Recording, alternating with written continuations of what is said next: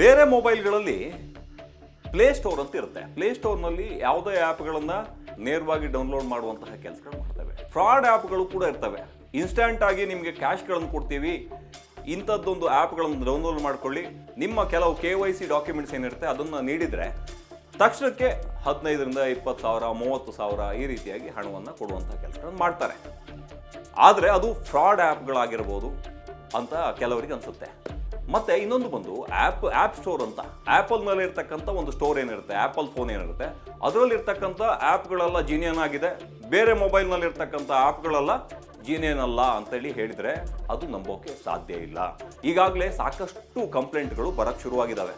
ಏನಂತ ಹೇಳಿದ್ರೆ, ಈ ಆ್ಯಪ್ಗಳೇನಿರ್ತವೆ, ಆ್ಯಪ್ ಸ್ಟೋರ್ ಏನಿರುತ್ತೆ ಅಂದರೆ ಐಫೋನ್ನಲ್ಲಿ ಬರ್ತಕ್ಕಂಥ ಆ್ಯಪ್ ಸ್ಟೋರ್ನಲ್ಲಿ ಫೇಕ್ ಅಂದರೆ ನಿಮ್ಮನ್ನು ಹೆದರಿಸುವಂತಹ ಒಂದು ಆ್ಯಪ್ ಕೂಡ ಬಂದಿದೆ. ಒಂದಲ್ಲ, ನೂರಾರು ಬಂದಿದೆ.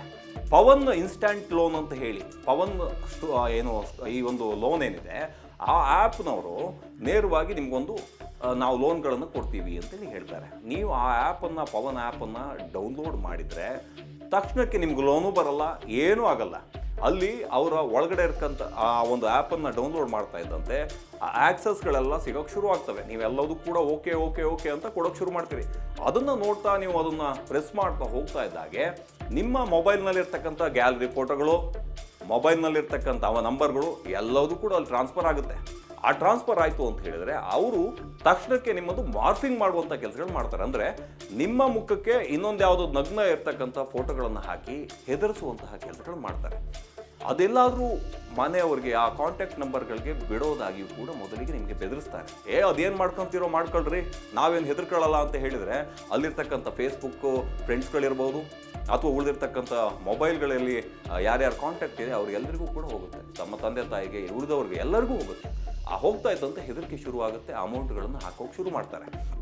ಇಲ್ಲಿ ನಾವು ಹೇಳ್ತಾ ಇರೋದು ಎಲ್ಲ ರೀತಿಯಲ್ಲೂ ಕೂಡ ಫ್ರಾಡ್ ನಡೀತಾನೇ ಇದೆ. ಆದರೆ ಆ್ಯಪಲ್ ಫೋನ್ನಲ್ಲೂ ಕೂಡ ಇಂತಹ ಒಂದು ಆ್ಯಪ್ ಸ್ಟೋರ್ ಏನಿದೆ, ಆ್ಯಪ್ ಸ್ಟೋರಲ್ಲೂ ಕೂಡ ಇಂಥದ್ದೊಂದು ಆ್ಯಪ್ಗಳಿದ್ದಾವೆ ಅಂತ ಹೇಳಿದ್ರೆ ಅದ್ರ ಬಗ್ಗೆ ಎಚ್ಚೆತ್ಕೋಬೇಕು. ತಕ್ಷಣಕ್ಕೆಲ್ಲಾದರೂ ಸಮಸ್ಯೆ ಆಯಿತು ಅಂದ ಕೂಡಲೇ ಅದಕ್ಕೆ ಹೆದರ್ಕೊಳ್ಳುವಂತಹ ಅವಶ್ಯಕತೆ ಇಲ್ಲ. ನೇರವಾಗಿ ಹತ್ತಿರದ ಸ್ಟೇಷನ್ಗೆ ಹೋಗಬೇಕು, ಸೈಬರ್ ಸ್ಟೇಷನ್ಗೆ ಹೋಗಬೇಕು.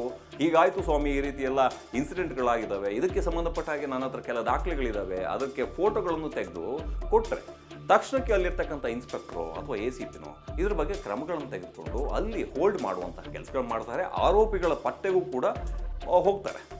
ಇಲ್ಲದೆ ಹೋದರೆ ನಿಮ್ಮಲ್ಲೇ ಈ ವಿಚಾರಗಳನ್ನು ಇಟ್ಕೊಂಡು ಬೇರೆ ಬೇರೆಯವರಿಗೆ ಈ ಕಳ್ಳರು ಏನಿರ್ತಾರೆ, ಫ್ರಾಡ್ಸ್ಗಳು ಏನಿರ್ತಾರೆ ನೇರವಾಗಿ ಎಲ್ಲ ಕಡೆನೂ ಕಳಿಸಿದ್ರೆ ಅದು ನಿಮ್ಮ ಮರ್ಯಾದೆನೂ ಹಾಳಾಗುತ್ತೆ. ನಾಳೆ ಇನ್ನೊಂದು ಯಾವುದಾದ್ರು ಆತ್ಮಹತ್ಯೆ ಅಂತ ಪ್ರಕರಣಗಳು ಕೂಡ ದಾಖಲಾಗ್ಬೋದು. ಆ ಕಾರಣಕ್ಕೋಸ್ಕರ ಎಚ್ಚೆತ್ಕೊಳ್ಳಿ ಅನ್ನೋ ಒಂದು ಕಾರಣಕ್ಕೋಸ್ಕರ ಈ ಒಂದು ವಿಚಾರವನ್ನು ತಮ್ಮ ಮುಂದೆ ಇಡ್ತಾ ಇದ್ದೀನಿ.